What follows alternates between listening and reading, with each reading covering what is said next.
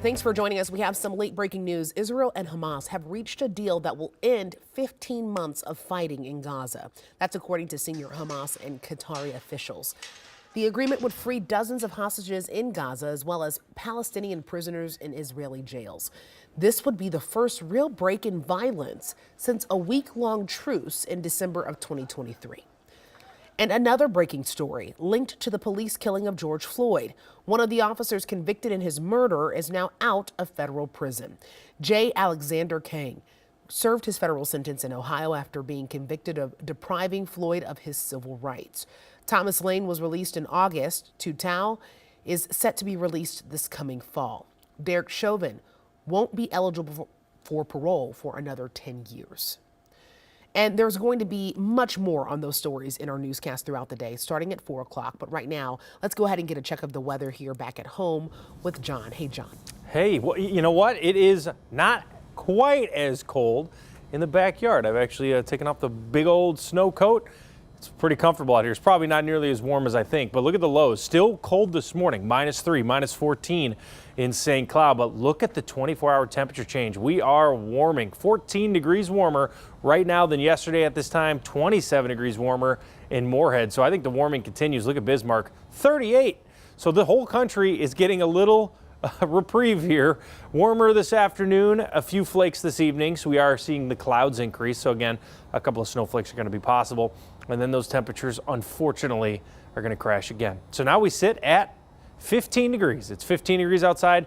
Look at the 20s, 26. Now, this doesn't maybe seem that warm, but where we've been all week long, we've had wind chills that have been below 0, and you can see a south wind is to warm us up.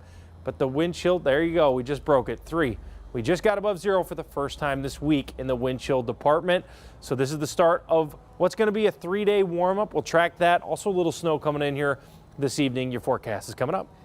John, thank you. And we're seeing back and forth battle between state Republican and Democratic leaders. It follows an interesting beginning to the legislative session that saw half of the House refusing to show up. Cece, that's prompted even more action now from both sides. What's happening now? Yeah, there's so much to keep up with at the Capitol right now. I mean, just this morning at 10, the Minnesota Supreme Court started hearing arguments about the special election happening this month in District 40B. The Republican Party of Minnesota filed a petition with the High Court to halt what they call an unlawful special election. And while that's happening, day 2 of the legislative session may look the same as day 1, with House Democrats not showing up to work. And House Democrats say it's likely that several petitions will be filed today after Republicans started business without them. As I mentioned, Democrats were a no-show yesterday to block Republicans from opening the House with a temporary majority, since the GOP is 1 seat short to do so. That's according to the Secretary of State. That's why Steve Simon stepped in to preside, only to be ousted by House Republicans, who then moved to appoint their own speaker and move on with business. There is no quorum as required by the Constitution of the state of Minnesota. Mr. The Secretary. House may not conduct any further business, and the House of Representatives Mr. is Secretary, adjourned. I move to appeal the ruling of no quorum under Mason's 504 paragraph 5 and request a roll call. The Secretary of State is not a member of the legislative branch and has no constitutional authority over the House of Representatives. You see that back and forth there. Steve Simon said the GOP has no legal authority to do business, and House Democrats called yesterday's meeting a sham. Well, the results are in from yesterday's special primary to fill a vacancy in the state Senate. On the Republican side, Abigail Walters came out on top with 72% of the vote. In the race among 7 Democrats, DFL backed Doran Clark, taking the win with 38% of the votes, and they advance to the special election in just 2 weeks. Well, developing today, we know more details about a threat made to the Fridley School District that led to the cancellation of classes today. The district tells us that they sent out a letter to families canceling classes after a threat was made over Snapchat. That letter says the district immediately contacted police, who are now investigating. Still unclear what the threat said specifically. More now on the woman charged with buying the guns used in the Burnsville shooting that left 2 officers and a firefighter paramedic dead. During our newscast yesterday, Ashley Deardahl pleaded guilty in federal court. She admits to buying the AR-15 gun parts that her boyfriend, Shannon Gooden, later used to ambush first responders more than a year ago. Prosecutors say that Gooden could not legally have guns, and Deardahl knew that. She faces thousands of dollars in fines upon sentencing. Very much appreciate that Ms. Deardahl is taking responsibility for her portion of this. The hard part is we can't get back what we really want. We can't get back our 3 colleagues that are important to us and the families. So it's hard. A sentencing hearing has not yet been scheduled. She's facing about 3 years in prison. We're getting a live picture in right now from Washington, D.C., where in less than 7 hours, President Joe Biden is expected to deliver a farewell address to the nation from the Oval Office. Biden's remarks will come just days before President-elect Donald Trump is sworn in. He's expected to talk about his time in office and include a message about the country's future. You can watch it tonight at 7 right here on KARE 11. And speaking of Monday's inauguration, House Speaker Mike Johnson says flags will be back flying at full staff in D.C. for the occasion. Then after, they'll return to half staff as we honor the life of the late President Jimmy Carter. And in a break with tradition, former First Lady Michelle Obama will not attend the inauguration. It's not clear why she won't be there, but former President Obama will be there. And in another Capitol Hill update, today, U.S. Attorney Andy Lugar will step down from his post as top prosecutor in the state. During his tenure, he inherited the Feeding Our Future investigation, the largest pandemic fraud case in the country. He also started building a case against Minneapolis street gangs using RICO laws. When new presidents take office, it's standard for appointed federal officials to be replaced. Turning now to Southern California, where a new round of Santa Ana winds today could once strengthen again those wildfires. The death toll from the fires now stands at 25. NBC's Jay Gray is in Altadena with the latest.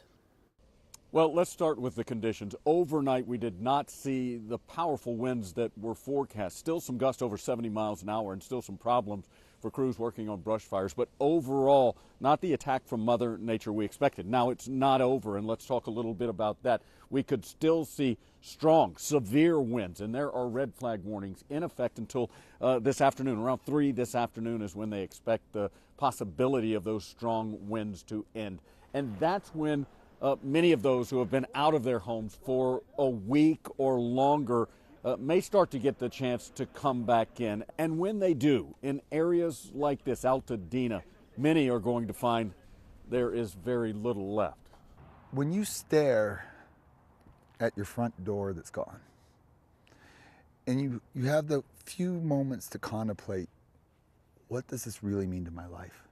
I mean, I still don't fully understand everything I have is gone, but you have to decide, I have to find some meaning in why this happened.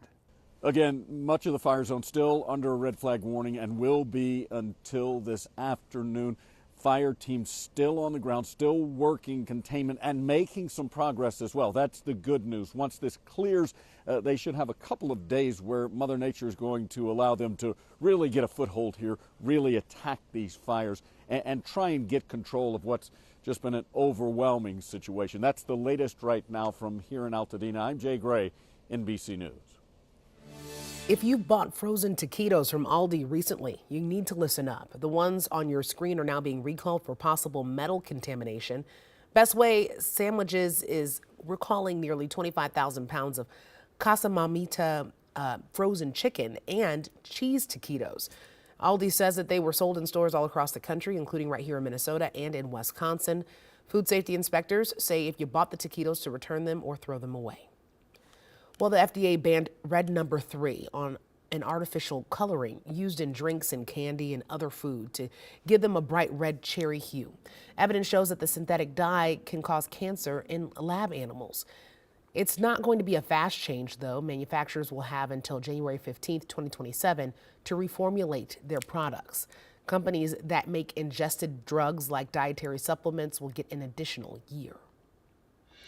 Well, as they wrap up their season, the Vikings are thanking their fans. But it's a familiar scene for Minnesota sports fans who've witnessed their share of postseason disappointments.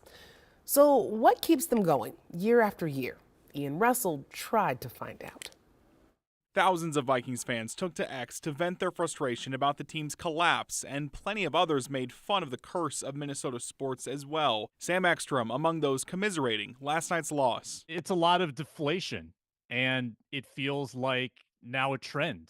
of the Kevin O'Connell era. Ekstrom is the executive producer of Locked On Sports Minnesota, covering all of our teams here in the Twin Cities. He knows better than most. It feels all too familiar. We're into our 34th year without one of the big four, professional sports teams even being in a championship, going back to the Twins in 91. That's not to say that Minnesota sports have been entirely cursed. Remember, the Lynx had a legendary run of 4 championships in 7 years, and the newly named Minnesota Frost won the first ever PWHL championship last season, but the rest of our franchises can't seem to make it to that same level. That's what gets people's spirits down the most, is that you're constantly being jerked around and thinking that you've got something here. This is going to be the curse-breaking team, only to have them fall flat. Just look at our teams this past year. The Timberwolves rallying to beat the Nuggets, only to lose to the Mavericks in the conference finals. The Wild missed the playoffs. The Loons got bounced by the eventual champions, and the Lynx lost a heartbreaking Game 5. Year after year, that much pain begs the question, why do we put ourselves through that? Because misery sure does love company. It's like we just are destined for heartbreak and disappointment.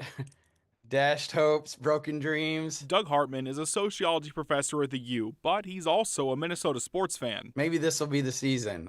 It's maybe Charlie Brownish of us, but never quite let go of our hopes. He says we tough it out because in all those highs and lows, at least we're not alone. Sports is one of those things that still has that kind of communal aspect that binds us together, that creates solidarity and connections in many people's lives and daily practice. It's part of who they are, what they do, what they care about. And for the ones who grew up as fans of these teams, quitting was never really an option anyway. Fandom's not really a choice. Walking away from it is not an option. So the suffering, the pain that comes with defeat is kind of part of the deal. So just know this, Minnesota sports fans, you're not alone. And with so many teams in the Metro, there's always somebody to cheer for.